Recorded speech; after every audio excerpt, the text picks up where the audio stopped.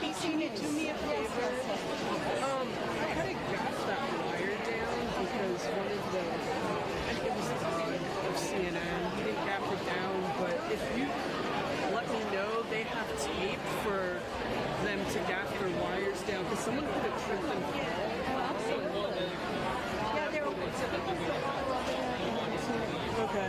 Are they? Do they have exposed wires over there too? They'll be tied. So maybe after.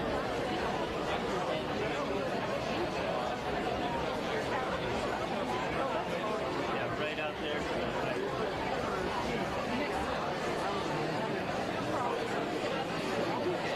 There will be some.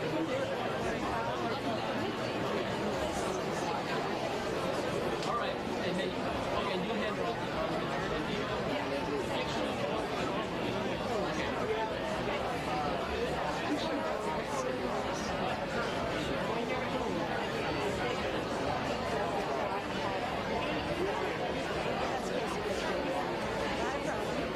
Fixed it, so yeah, of course. I was like,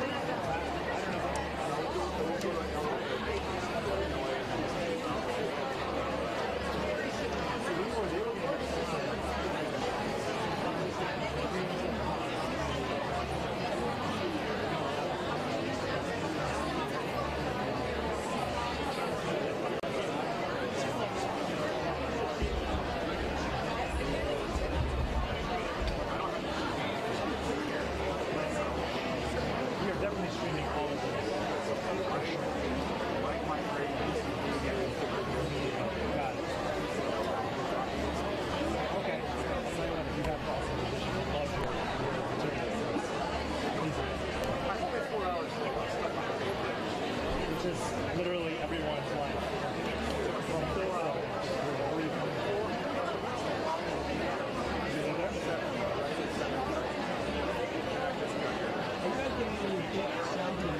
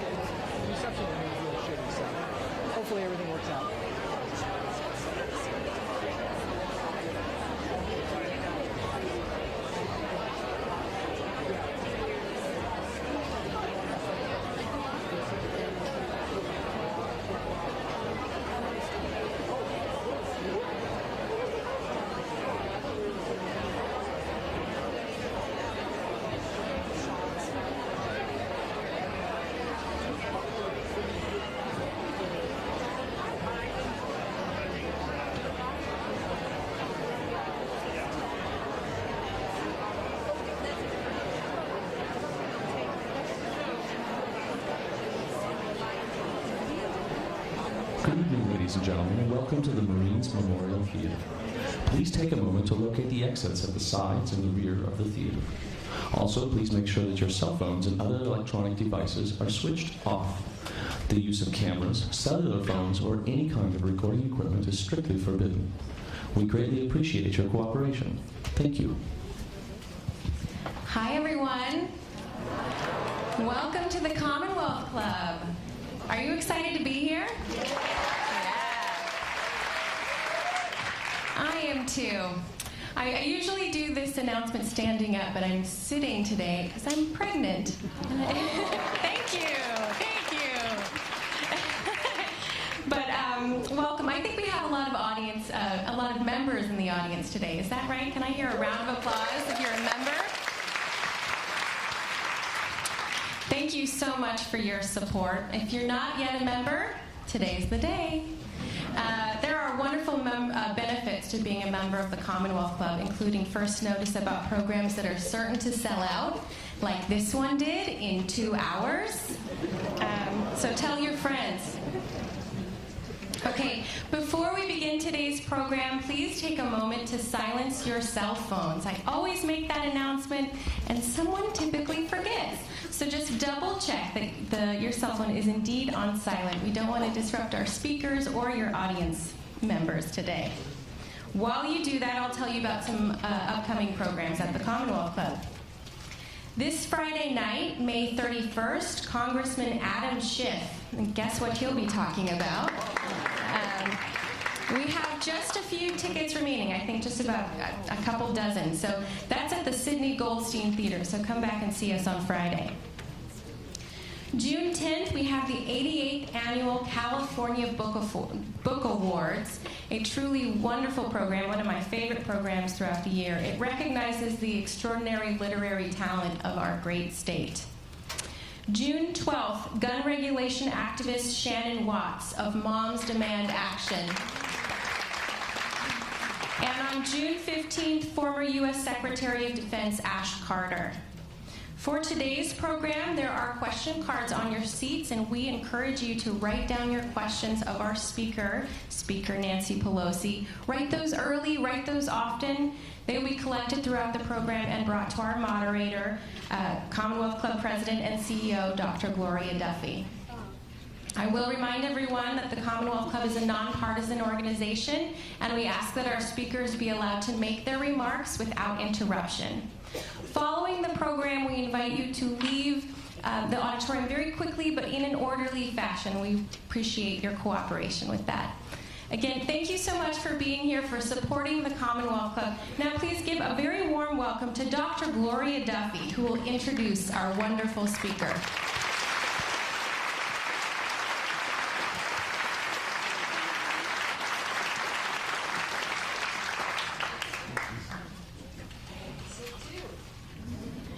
Welcome, everybody.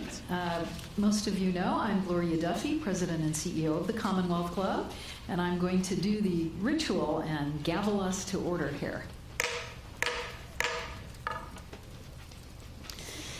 So welcome to today's meeting of the club. You can find the club on the internet at commonwealthclub.org. You can see our videos on YouTube, sometimes even live streamed of our programs, and catch up with the club on Facebook and Twitter.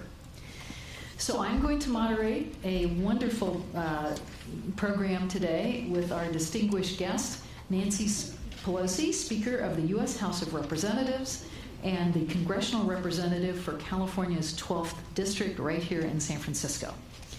Now in her second term as Speaker, Nancy Pelosi is the first and only woman to have held this position and is considered the most powerful woman in the political history of the United States. Among other, yes.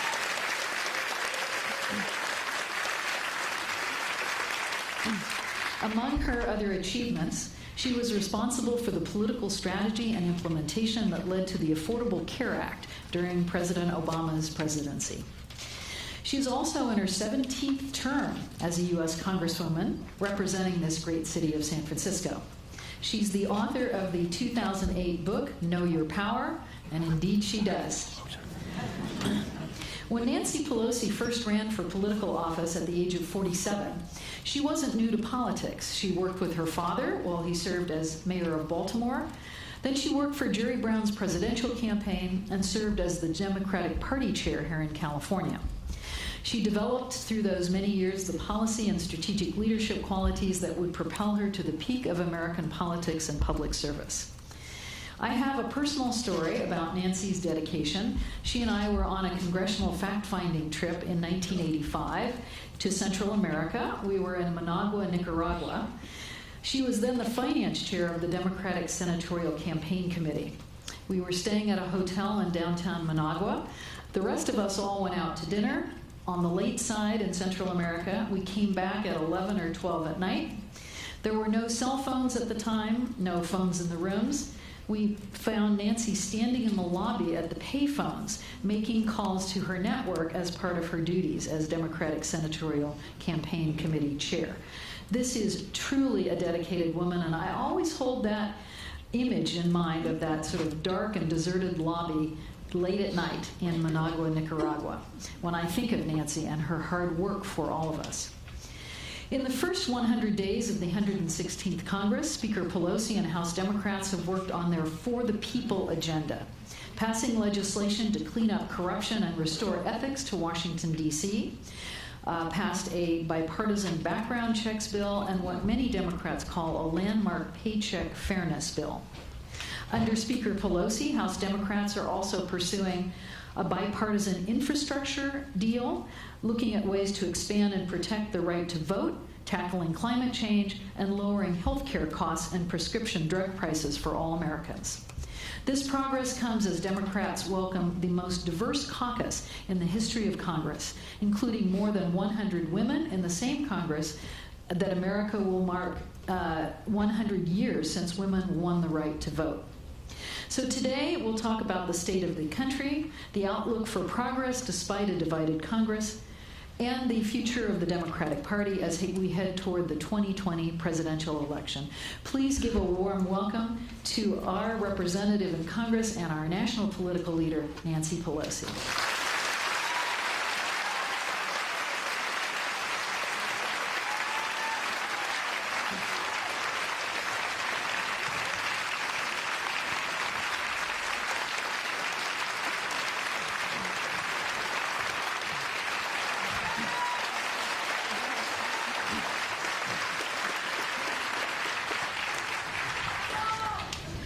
Welcome.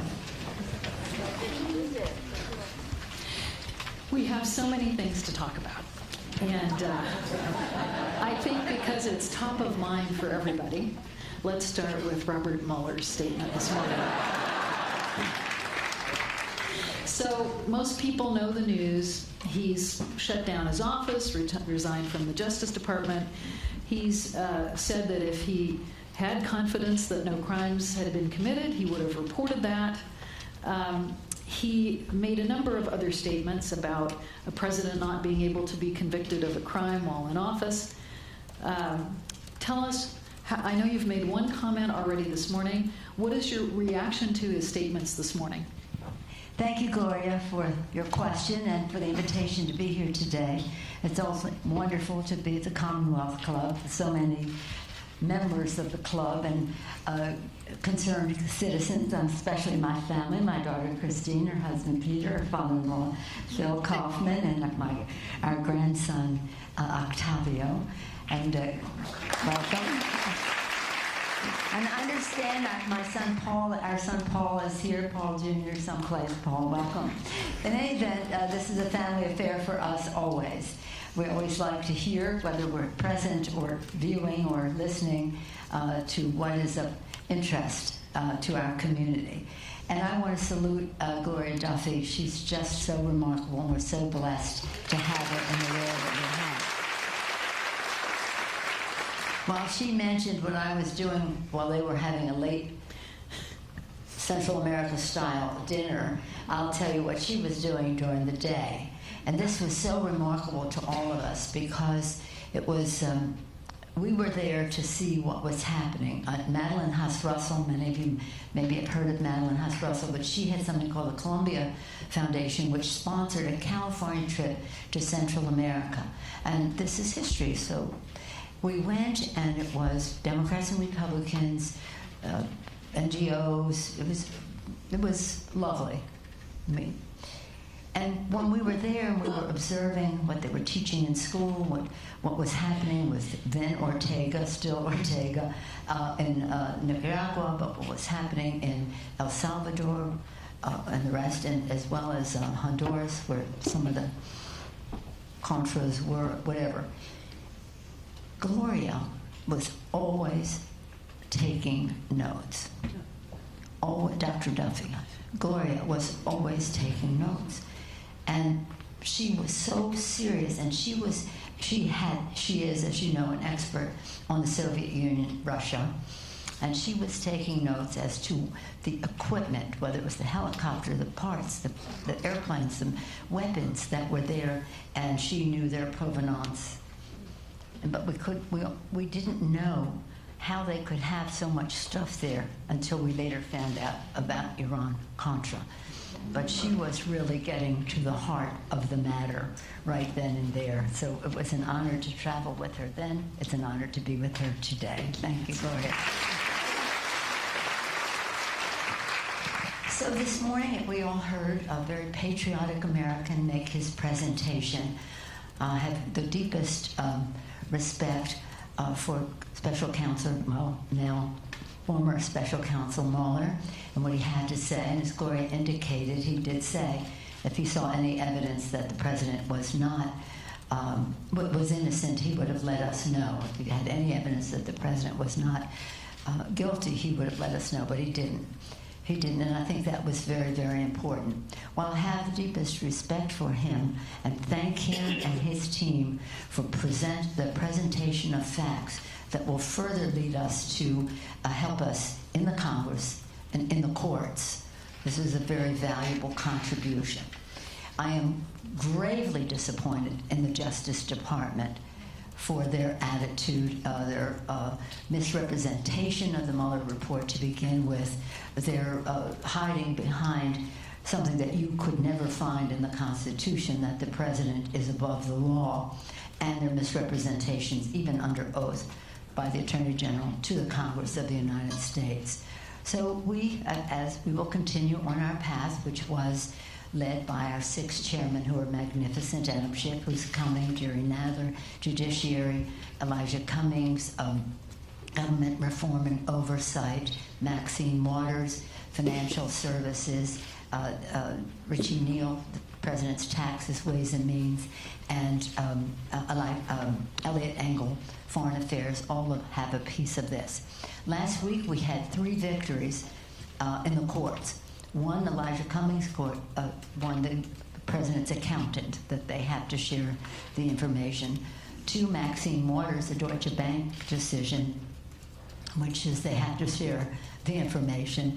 And 3, not related to the Russia investigation or that, but related to other problems we have with the President and his view of the Constitution, is that the court said that he cannot use Defense Department funds to build a wall, to use that money to build a wall.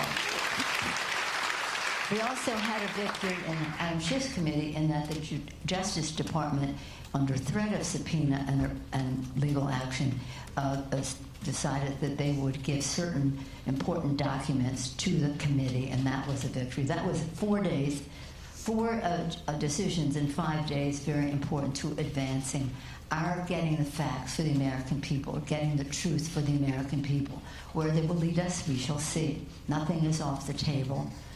But we do want to make such a compelling case, such an ironclad case, that even the Republican Senate, which at the time seems to be not an objective jury, will be convinced of the path that we have to take as a country. So you mentioned the victories in court, you mentioned the various committees doing their investigations. Some in Congress want to go further. Representative Steve Cohen of Tennessee opened a dedicated impeachment inquiry, Judiciary Committee potentially. Are you... Chair committee one? well, open a specific investigation of impeachment. No, you mean he as a member of the Yes. committee? Because the committee has not taken that position. So there are Democrats in Congress who want to go further than the existing committee investigations. How do you feel about that? Do you think there's a role for an additional dedicated investigation? Well, let me just say that I'm very proud of our House Democrats. They've been very, shall we say, conscientious about how they've reached their decisions, and I think it's like 35 of them out of 238, or maybe it's 38 of them out of 238 have said that they wanted to be outspoken on impeachment, and many of them are reflecting their views as well as those of their constituents. Many constituents want to impeach the president, but we want to do what is right and what gets results. What gets results. And we have to remember. So, yes, there are some, and the press makes more of a fuss about the 38 than the 200, who are over half of the Congress, after half of the Democrats in the House sit on one of these 6 committees. So they're all on a path of finding more information. Just to recall, many of you were not born then, but during the what would not become impeachment, but the impeachment investigation of Richard Nixon, it took months and months of a Senate committee that was solely dedicated to researching impeachment before they then decided to have articles of impeachment come from the House, which were never executed because the House and Senate agreed. It was a Democratic House and a Democratic Senate. We have a different scenario now. So the case has to be very compelling to the American people. So we are legislating, and we wish the press would cover more of that. Thank you, Gloria, for pointing out some of the bills that we have passed and sent to the Senate about gun safety, women's rights, equal pay for equal work, Violence Against Women Act, gun safety, the list goes on, climate action now, the list goes on. But in any event, we're legislating, we're investigating, and we are litigating. And we're going to, as we go down the path, make a decision based on the strongest possible case to get the best results for the American people. And the action taken by the special counsel today, I commend him for the work that they did to present the facts. Now we have to get it unredacted for the public, but nonetheless, and for the Congress, by the way. They'll say to me, we'll show you. And I say, that's not it. The American people to know. Well, you're going to show me, and then I'm bound by classified rules of the House not to tell anybody? No, I don't think so. I don't think so. But in any event, I think that, everybody wants justice. Everybody wants the president to be held accountable in the most serious way, and everybody believes, I'm talking on the Democratic side, that no one is above the law, especially the President of the United States.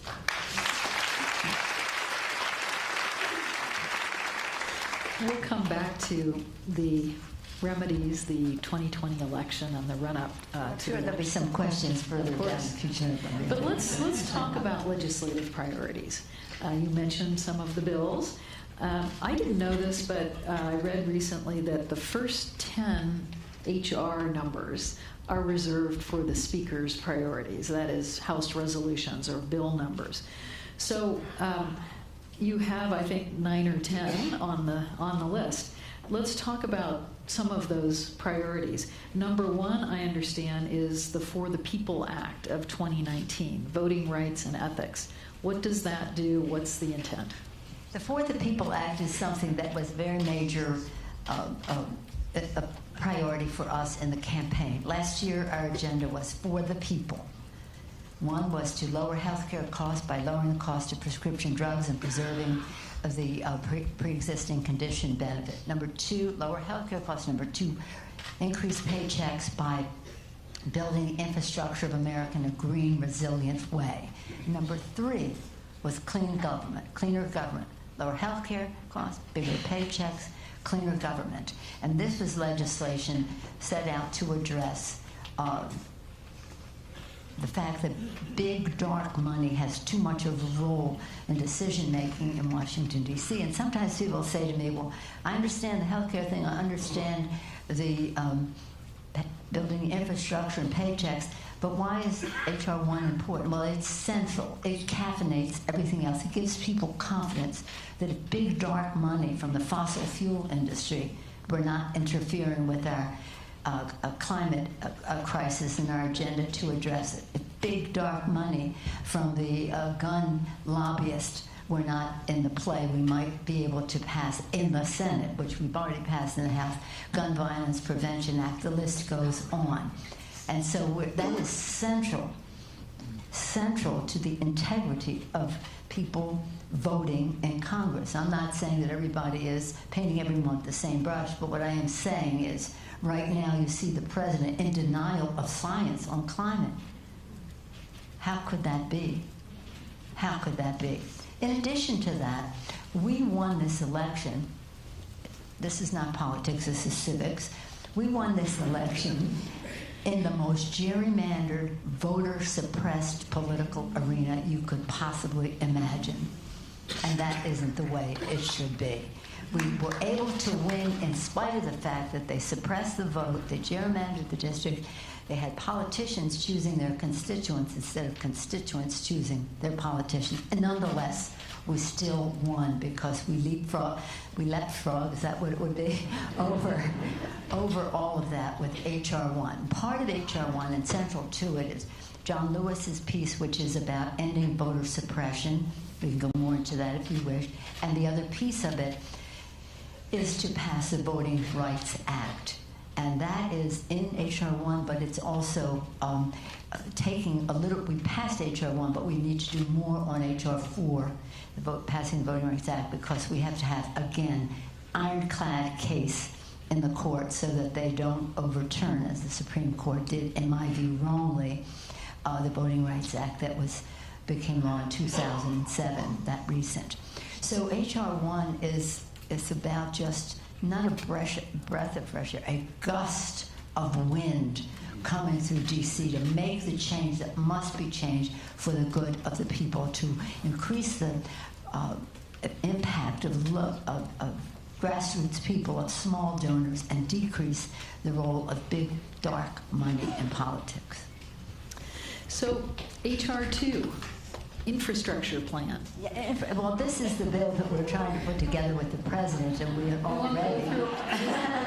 Didn't want to hear it, but anyway, I still feel optimistic. 80% of the time that I've had a conversation in person or by phone with the president, he has mentioned he wants to do infrastructure, and I think he still does. Does he want to do it enough to not be in a huff over my saying that he's involved in a cover-up? Well, we'll see. But this is not for the faint of heart. I mean, you either want to do it or you don't want to do it, and you shouldn't be offended by somebody speaking truth about your actions.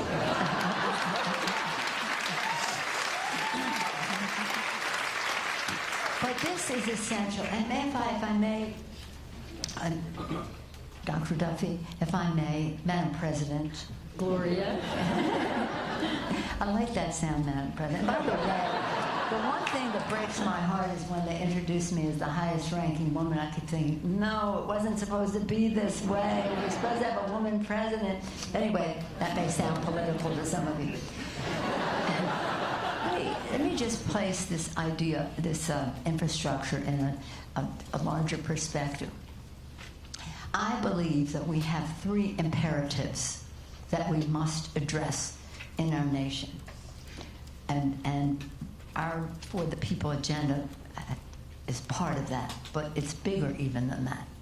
And one of them is the existential threat to our planet that the climate crisis poses, and the denial that this administration and our friends on the other side of the aisle, whether because they're cozy with the fossil fuel industry or whatever it is, are in denial about the science. This is a challenge to the planet of this generation, and young people understand it better than even the President of the United States. So that's one. One of the others is the obscenity the obscenity of income disparity in our country. This is wrong, that the fact that CEOs can make 300-400 times as much as their employees, when it used to be maybe 40 years ago, only 30-40 times as much. But now, in a 2-week period, a CEO might make as much as an employee makes in 10 years. It's just wrong. And it's not good for our economy, because we need to have a strong middle class, which is the backbone of our economy, and which is, which consumer confidence is good for the economy. So disparity of income, climate crisis, all served by building the infrastructure of America, raising paychecks, the amount of paychecks, as well as doing it in a green, resilient way. And the third imperative, one imperative, address the climate crisis. Second imperative, address the disparity of income in our country. Third issue, cleaner government, which makes the other two possible. So if we channel our energies and our legislative priorities in a way that advances those causes, addresses those priorities, it will be not only good for our economy and our society, it will be good for our democracy. And I want us to do it, and I say this to members, and sometimes, well, you tell me if you agree or not. I want to do it in a way, the priorities that we have through 1 through 10 here are those that have very broad support in the public. Very broad support, gun safety, equal pay for equal work, violence against women, we've named some, gun violence, prevention, and the rest. Climate action now. Equality Act, ending discrimination against LGBTQ community. These issues have broad support in the public. And so that's where we want to go, is to make progress in the place where we have the most unity. I think our founders were brilliant. Thank God they made our Constitution amendable so we could ever be expanding freedom. But they also gave us guidance. They said, e pluribus unum, from many one. They couldn't imagine how many we would be or how different we'd be from each other. But they knew that we had to strive for oneness, that our country is one, rather than to divide, but to unite. And that's what we hope to do in all of our actions, is to remember that guidance, which is very important. They're not out there to just pick a fight. We're out there to get results to improve the lives of America's working families and for the children. So a small plug for the Commonwealth Club. We don't lobby or take positions, but for 11 years we've had a project called Climate One, which educates and promotes debate and learning about climate change. So we're very active in trying to spread awareness of the science and so on. There are a couple of different... Thank you for that. It's very important. And it's about public health, clean air, clean water, food safety, public health. It's about jobs, green technology, America being preeminent in the world, green technology. It's about our national security. National security experts tell us all the time that the climate issues, whether it's rising sea levels, encroachment of deserts, drought, famine, all the rest, will cause migrations which can sometimes lead to conflict. So it's a security issue, and then also it's a moral issue. If you believe, as I do, that this is God's creation, we have a moral responsibility to be good stewards. And if you don't even share that religious approach, we all know that we have a responsibility to future generations to pass on this planet in a responsible way. So we have every motivation, whether it's security, jobs, health, morality, to do what you have taken the lead on. And I thank the Commonwealth Club for that. And thank you for your leadership. There are a couple of different strategies in Congress now and on climate change. So there's the Green New Deal, which some members are sponsoring legislation to support. And then there is the legislation to shore up the Paris Climate Summit. Could you talk about where you fall among these different strategies, and why not the Green New Deal, which is a bit more comprehensive or radical, if in fact this is the existential threat? Well, the Green New Deal is a wonderful aspirational statement, and that's what it is. It's not legislation. It's an aspirational statement, and it's a wonderful thing to attract attention and galvanize support, but it's not legislation. We still have to, and that's why I appointed a select committee on climate headed by Kathy Castor, who's wonderful from Florida. She is on the Energy and Commerce Committee, a master at all of this, and actually 3 freshmen. I put 3 freshmen on the committee as well to address what the best legislation is for us to go forward, in addition to what we passed H.R. 9, which is climate action now, to reinforce our involvement with the Paris Accord and to ask the president what his suggestions are. But it's not legislation is legislation. As advocacy is advocacy. So some of those things will be included. Some of them have nothing to do directly with climate. They have to do with income and this or that. And again, all of this is related. But in terms of what we put forth for the Climate Crisis Initiative, that will be developed. And I have tasked every committee of Congress, whether it's the Defense Committee, whether it's Energy and Commerce, and Natural Resources. Some of them are the natural domain of climate, but others, like Defense Department uses more energy and can be more, shall we say, climate conscious than any of the departments and make a big difference. But of them all, the Ways and Means Committee, in terms of how we would finance, how we go forward, Appropriations Committee, what initiatives we can take. But you have to know, let me just put this in this context. When I was Speaker the first time, my flagship issue was climate and energy independence. Working with President Bush, he was a climate denier, but he understood that we had to clean up the air. And so we passed the biggest energy bill in the history of our country, the Energy Bill of 2007. It was like taking tens of millions of cars off the road when we raised the CAFE standards, the emission standards. We did many other things with a strong commitment for renewables. And he signed the bill. He wanted nuclear. I wanted renewables.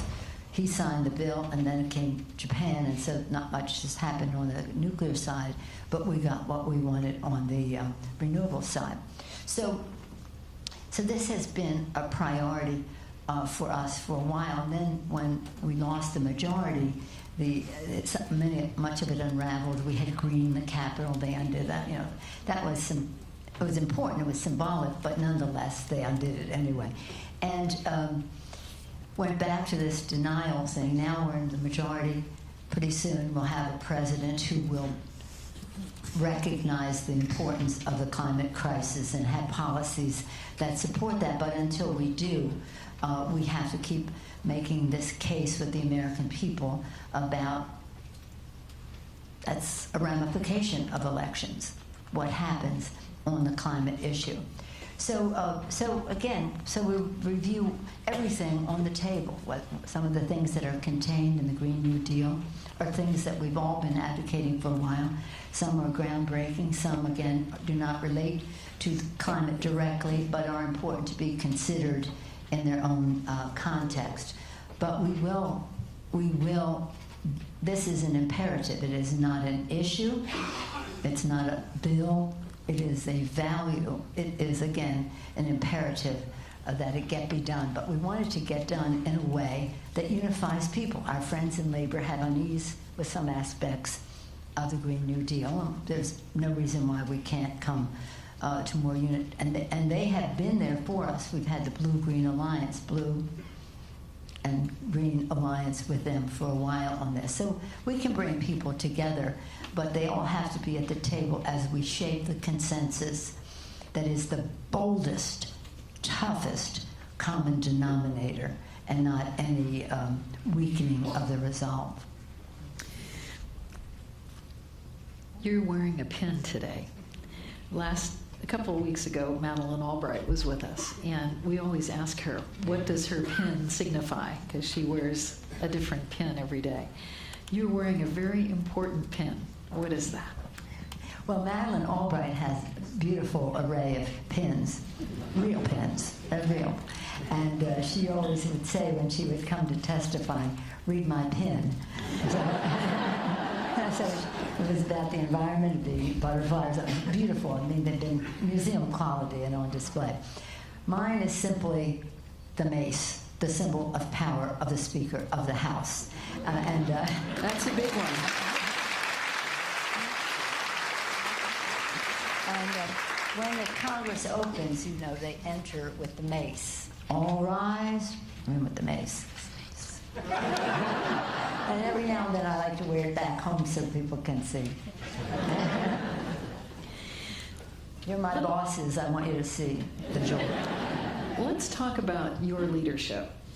Jerry Brown was with us recently, and we talked a little bit about accomplishments after the age of, say, 70. He talked a little bit about what he learned in his first term as governor, or his first round as governor, and how he applied those in his second round as governor. So what have you accomplished? What have you learned over time? There's been this debate, of course, about Dianne Feinstein and should she retire and all of that. I've noticed that there's a lot of accomplishment by our leaders in their 70s. Do I consider this a rude question or not? I would from anyone else but Gloria. Let me just say this. It's not meant to Let be. me say, no, I'm teasing. Here's the thing. One thing that Jerry Brown said to me when I became Speaker again, he said, "There's nothing as liberating as term limits." And that's a lesson in that, don't you think? Because at a certain point, when you have your experience, look, I think from my standpoint, one of the things that held me in good stead when I became leader to begin with, first of all, just to put it in context, I had never intended to run for Congress. Never. Or run for any public office. You said I'd worked with my father. I was a little girl. I witnessed public service, and when I was in first grade, when I was born, he was in Congress. When I was in first grade, he became the mayor of Baltimore, Thomas D'Alessandro. When I went to college, and my whole freshman year of college, he was still the mayor of Baltimore. It was the only life we knew, is that public service is a noble calling. Doesn't mean you run for office or even just engage in campaigns, but you involved civically. And that they placed a big value on that, and that's part of what I learned there. But I also learned how to count votes, and that's an important thing. I also learned what I say to candidates all the time: know your why. Why are you running? What is your vision? Show us. What do you know about it? Your knowledge. How do you expect to accomplish something? What is your strategic thinking, your vision, your knowledge, your strategic thinking? Most important thing, though, is how do you connect heart to heart? This is all here, the rest of it, heart to heart with the voters, so that they know that you care about their hopes and dreams, their aspirations, and their apprehensions. And that's really what is important. And that's kind of what you learn. I mean, I never intended to run for Congress, first of all, but then I never intended to run for leadership until people encouraged me to do so. But in the meantime, I dug deeply into my work on appropriations and on intelligence, and so I knew my subjects. And so I could negotiate from knowledge and strength and to promote a vision. And so that when I became a leader, the experience I had was not a disadvantage because time had passed as I was gaining it, but it was an advantage. And now, so when you're doing the job that I'm doing, is you really have to know, again, the vision that we build as a consensus in our caucus, our goals, our vision, our why, the knowledge we bring to the discussion to make good judgments about the path we're on, strategic thinking about getting it done, but then it is a question of courage. Courage. You know everybody's commitment, you know their convictions. Who has the courage to make the votes, because they're not always popular at home. And that is what experience teaches you as well, to be very, very respectful of what motivates people to vote one way or another, and to make a judgment as you establish priorities about what is really going to produce the result or what's just going to be a conversation, because you want results for the American people. So I would say that in the passage of time, that experience, as Jerry said, he says, since you brought him up, he used to say when he was running for governor the first time, you know, youth, we need youth, we need youth. And then when he ran the second time, when he ran years later, he said there's no substitute for experience. So I would say that, but the main thing that I love so much about it is to be able to encourage other people to take responsibilities, to be clear about their vision, to know what they're talking about, to understand how they can have a plan for success.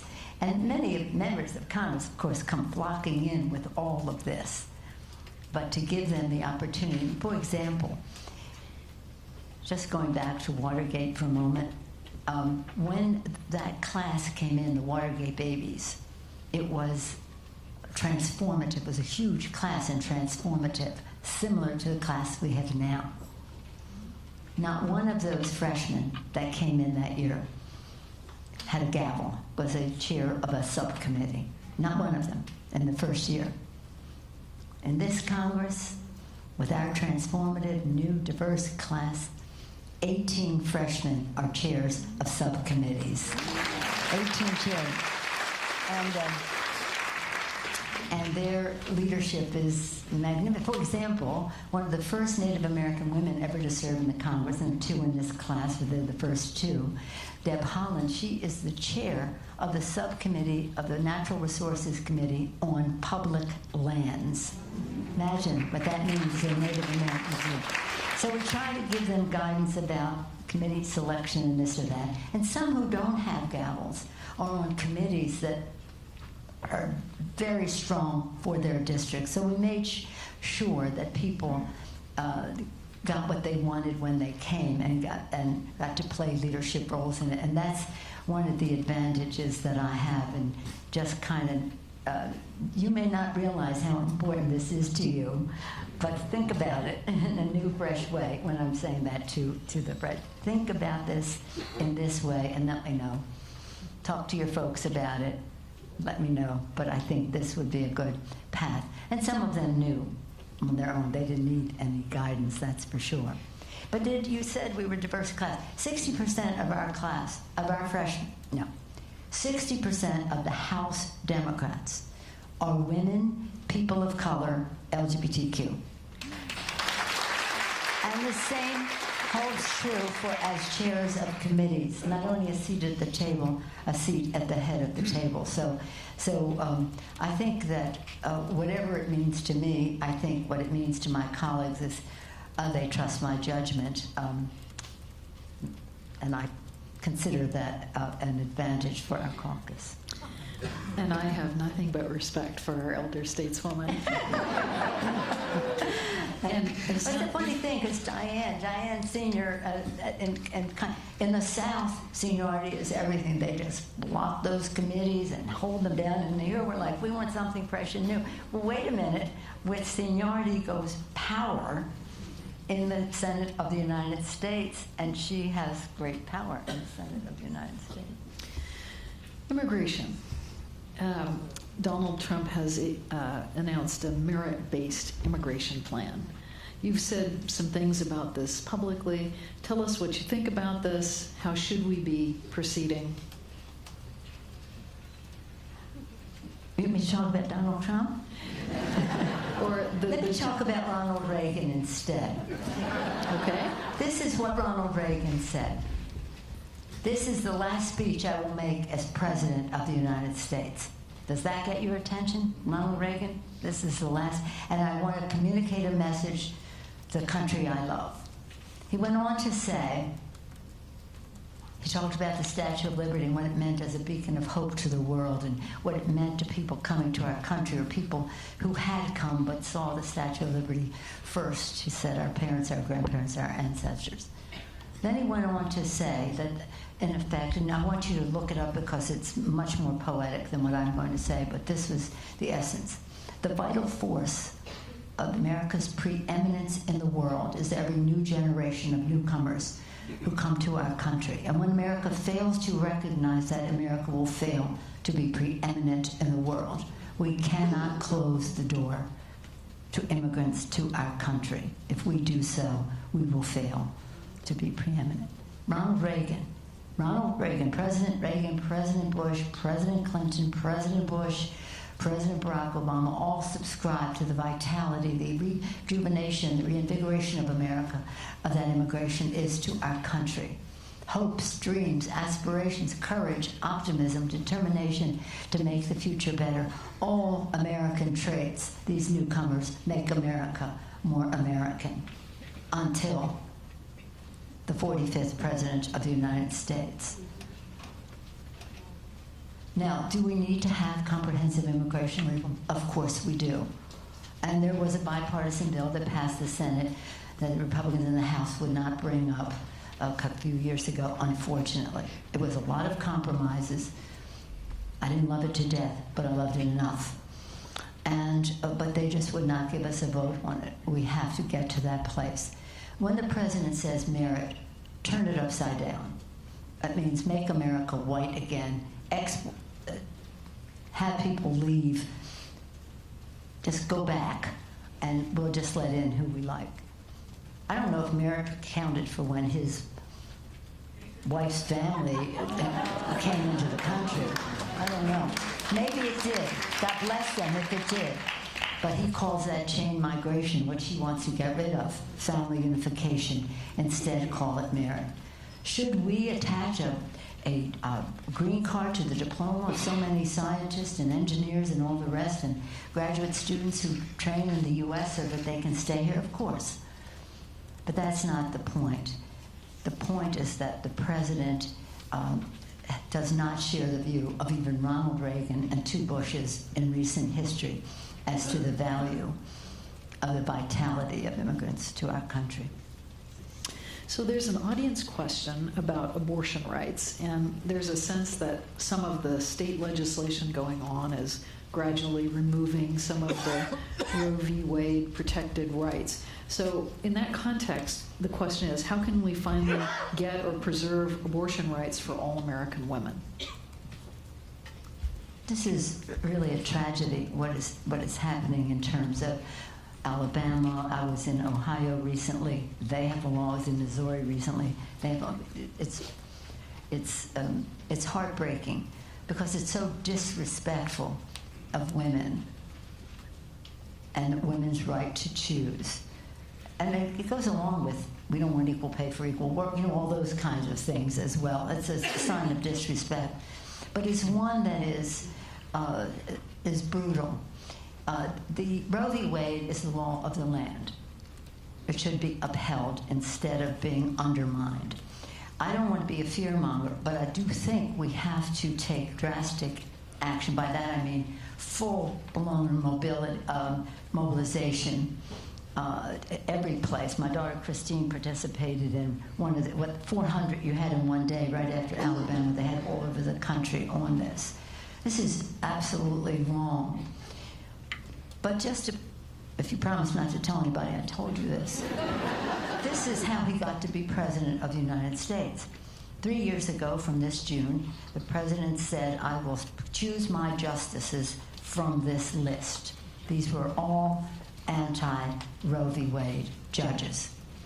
Just about 2 weeks ago, within the past few weeks, the Senate approved some judges. One of them said that family planning caused cancer. Another one said Planned Parenthood killed 150,000 people in recent time. Another one said that family planning undermined the religious nature of our country. So understand this. This isn't about just abortion. it's about family planning. It's about a woman's right to choose the size and timing of her family with her own family, her own God, her own doctors, and the rest. So this is, understand, it's for 25 years, my first 25 years, and I kept saying to people, it's about family planning. Understand this, they use abortion as their, but because they see division there, and they describe it in horrible ways. But this is also about family planning. If you understood that they believe that all coming together should be about conceiving a child. So marriage equality and Roe v. Wade are both of their targets in that regard. And it's really so very, very sad. So we just have to be active. We don't agonize, we organize. And we have to organize all over the country so that people understand that this is not the right thing to do. The hypocrisy of it all, that they would say no exception for rape and incest. Would something like that happen in their family? Do you think they would not avail themselves of other choices? And then for them to say a doctor who performed such a thing, such a procedure would go to jail for 99 years or something like that. This is not real. Now, I have this fight with them all the time over the years because I felt my husband Paul and I were blessed to have 5 children, and we had 5 children when we brought Alexandra, our youngest, home from the hospital. Our oldest, Nancy Corinne, was turning 6 that week. So I know the program, you know. And that's great for us, but why should that be something that someone else should subscribe to? So when we had this debate on the floor some years ago, and it just steams me because it's not their business. They don't know what they're talking about. I don't think they need to lessen the birds and the bees. So one day on the floor of the House, when we're having this back and forth, and I say this as an ardent, practicing, devout Catholic. I mean, this is not right. It's just not right. Anyway, on the floor of the House, one of them got up and said, Nancy Pelosi thinks she knows more about having babies than the Pope. Yeah, you could say that. And he probably would too, but imagine. And if you would just see this line of men standing up in the chamber, signing up for these anti-choice discharge petition that they have now, they just don't get it. But you know what? We again don't agonize, organize. We just have to understand that elections have ramifications, and without the support of the evangelical community whom I work with on immigration, they're wonderful on immigration. Many of them do believe this is God's creation and we have to protect our planet. But on this subject, He is forgiven. When I say to them, you care about immigration, and yet He's taking babies out of the arms of their mothers. He's separating families. How can you look the other way? Oh, He's doing the best He can. Really? That's the best He can? Well, maybe it is, but that's certainly not good enough for humanity. But it is what got Him there, and that's where He is. That's what brought Him to the dance. That's where He is, and He's appointing those judges who will follow that course of action, and that's most unfortunate. So this next year and a half may go by quickly, and everybody be in good health. And so we'll see what happens next. But we really do have to fight in each of these states, and NARAL and Planned Parenthood and so many of the other organizations have been working effectively in different states to try to offset some of the assaults on the judgment of women, and their families, and men too. I mean, families. It's about families. But this is really tragic because of what it could lead to in those communities. And by the way, do we all agree it harms poorer people more than other people, and the injustice of it all? So there are these many issues, and there's the question of the upcoming presidential election. there's a question from an audience member. Setting aside the merits of a particular candidate or another, what do you think is the optimal strategy for winning the presidential election? Focusing on swing voters, Democratic voters, or what? You want to talk politics? Yes. I thought we were in some kind of nonprofit arena here. I was restraining myself. Aside from specific candidates. Let me just say thank you to all of the candidates who are running to put themselves on the line into the arena, to subject themselves to whatever criticism and the rest. This is not for the faint of heart, to go out there and put yourself forward.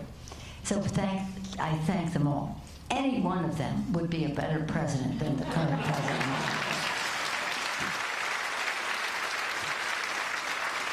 They're even better than that. That's a low threshold, but they're even better than that. I do believe that what I said earlier, show your vision, why? Show your knowledge, what do you know about it, so that people respect your judgment. Strategic thinking, okay? Now, all of them have that. I think they've been brilliant. Who connects? That's where the election, who connects to the heart-to-heart with the American people. And I think that will make a difference in as the field, if it does, winnows down before the convention. And I think it probably will. But it is a message that is wonderful for me in San Francisco, is something that we have to incorporate into a more mainstream message across the country.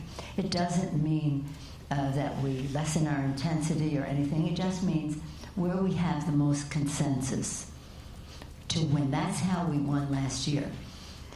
Respecting, again, my San Francisco message is a big winner here. It may not necessarily be a big winner other places, but raising the minimum wage, health care for all Americans, protecting our environment, all the things that are something that we would all easily agree with, and to do so in the most aggressive way are mainstream messages across the country. So we'll just see who can, I always just say who connects, because we've had great candidates before who had all the vision, all the knowledge and judgment, all the strategic thinking that not necessarily always connect. So look out for the emotional connection in addition to the rest of it. But aren't we proud of them? They're all so courageous. I'm going to tell you something. It is not for the faint of heart. And I'll just tell you myself. People ask me, how do you take all the hits, the target, blah, blah, blah. I said, that's their problem. If I were not effective, I wouldn't be an object of their negativity. But like right now, there is a false video that the Republicans are putting out on Facebook. Now, this is self-serving of me to say, but I say it because I don't want other women say to me sometimes, I would run, but I couldn't subject my family to what you go through. So we need you to run. So, we have to get past that. But when something like Facebook says, I know this is false, but it's a lie, but we're showing it anyway. Well, to me, it says two things. One, that I was giving them the benefit of the doubt on Russia, but clearly I thought it was unwitting, but clearly they wittingly were accomplices and enablers of false information to go across Facebook. But B, if you're a candidate, whether it's a woman or whatever, but I'm trying to get more women and people of color and young people to run, and men too, but if you were going to go out there, why would you subject yourself to that? And that's what disappoints me. It's like, I don't care, I can take it. Experience, I can handle it all. If I didn't have thick skin, I wouldn't be the Speaker of the House. But these other people are new to the arena. And they're fabulous people, and they have talent and courage and the rest. And they have options. Well, if I could do that, or I could do this or that. I said, well, we don't want people without options. That's why we want you to run for Congress, because you could also do this or that. And so that negative in the arena, as I say, in the arena, you have to be ready to take a punch, but you have to be ready to throw one too. As I say, for the children, for the children. So yeah, it is to women, though, really know your power, know how important it is to have many more women. We have 106 in the House of Representatives. 91 are Democrats, because we made a decision to elect women every year, more and more women to a time. And many of them are chairs of committees. So, but it's the uniqueness. Is it different? Yeah, it's different, and different is important. Different view at the table. So when you're thinking about it, think about how needed you are. And I have no doubt, this is an absolute fact. You might consider the rest opinion. This is an exact fact. If we lower the role, decrease the role of money in politics, and increase the level of civility in politics, we'll have many more women and minorities and young people taking a chance and running for office. So, the club this year and next year is doing some concentrated programming on mental health and mental illness. We're collaborating with the Pritzker Family Fund and UCSF. We had a great talk a couple weeks ago by the actress Glenn Close, who's working to destigmatize mental illness. Some of the candidates, presidential candidates, are surfacing interesting ideas, and one of them is Seth Moulton, a member of Congress. He's made a proposal for comprehensive mental health legislation that would improve benefits for veterans and screen veterans. I think this is coming to some extent out of concern about mass shootings and so on. Screen veterans, mental health checkups, also screen school children, increase the Pentagon budget for... I'm not familiar with his legislation, but let's enlarge the issue to the mental health issue, yes, which we did pass legislation for mental health parity. It is a health issue. It is a physical health issue. It's mental, but it is to be treated because it has physical aspects to it. We have that. Then we have part of that into the Affordable Care Act. But what we really need, in addition to that, and thank you for mentioning, and Seth is a veteran, the part about the veterans. Right now, and this is something we spend a lot of time with, honoring our veterans. We say on the battlefield, the military leaves no soldier behind when they come home. We leave no veteran behind when they come home. If every mental health professional who is in school right now, upon graduation, every one of them went to address veterans' mental health concerns, we would still not have enough. And there'd be nobody for anybody else. So we have to enable many more people to be engaged, whether we're helping with their student loan debt and all the rest of that, to go down this path, because we do need the healthcare professionals. The beautiful thing about our vets is that maybe a third of them have admitted to mental health, a third of returning vets, mental health challenges, and that's a big thing because it had been a stigma before, and now at least a third, and so that maybe mean more are challenged in that way. PTSD, a big challenge to the families, the caregivers of these vets and the rest. But with all the focus we have on vets, it's not just the vets. It's everybody in our community.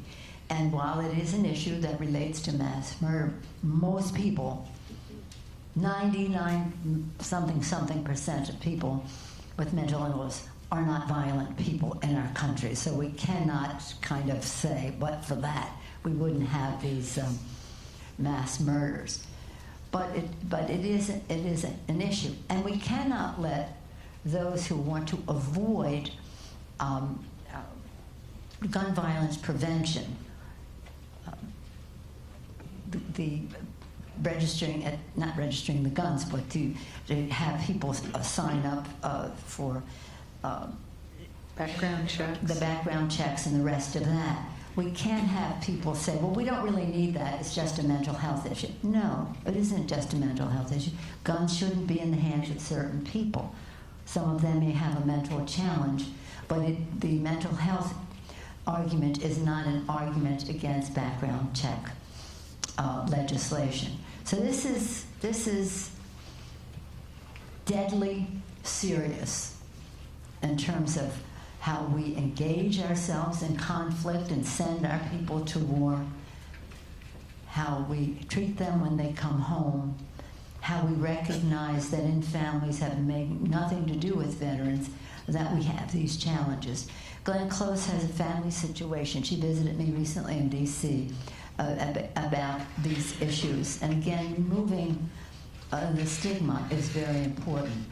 But having the funding is also is even more important to do the investments that we need in the resources, whether it's healthcare professionals or the diagnoses that are important early enough on.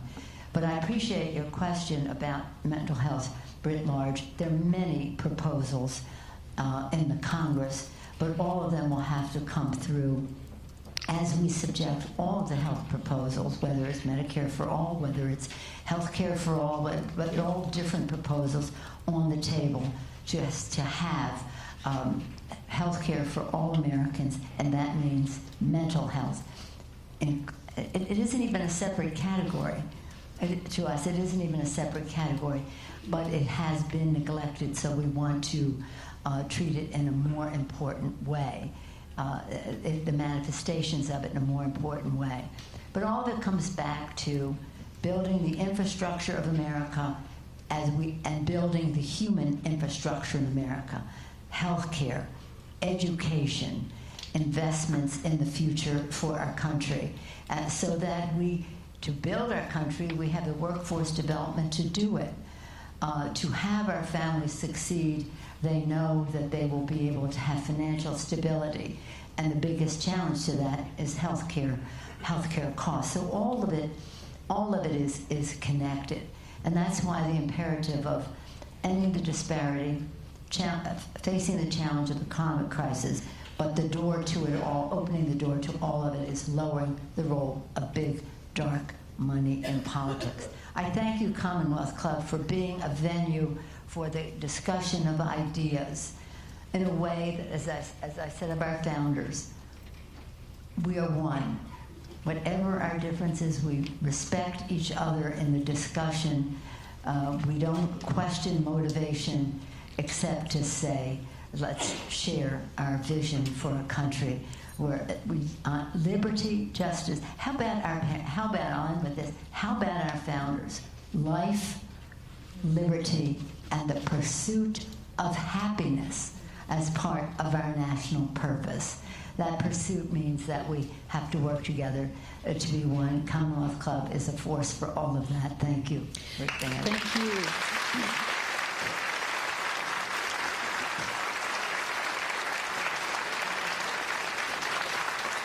Thank you to Nancy Pelosi, Speaker of the U.S. House of Representatives, for being here and for your service. Thank you to Gloria Duffy, Madam President.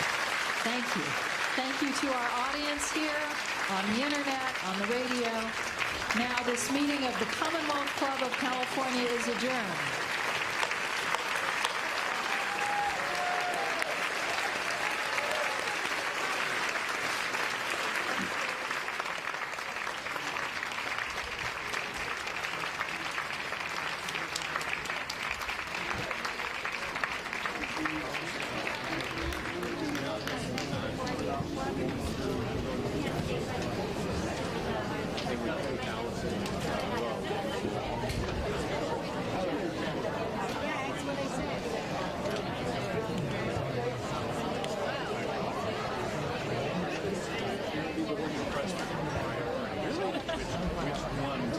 It'd be good if they put it in the other room upstairs.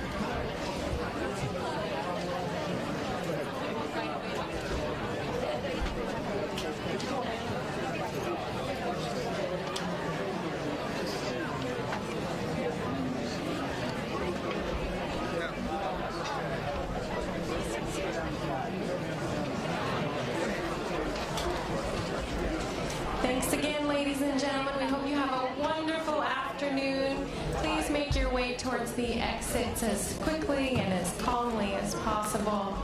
Thank you again for being here, and have a lovely day.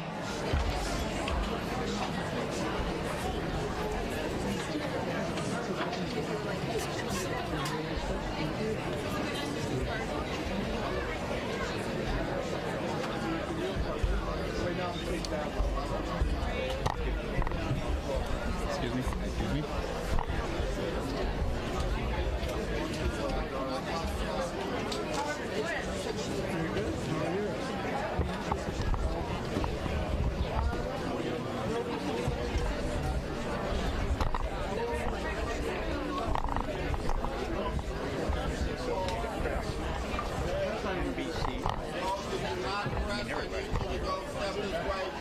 I need you to step into the road and keep the aisles clear for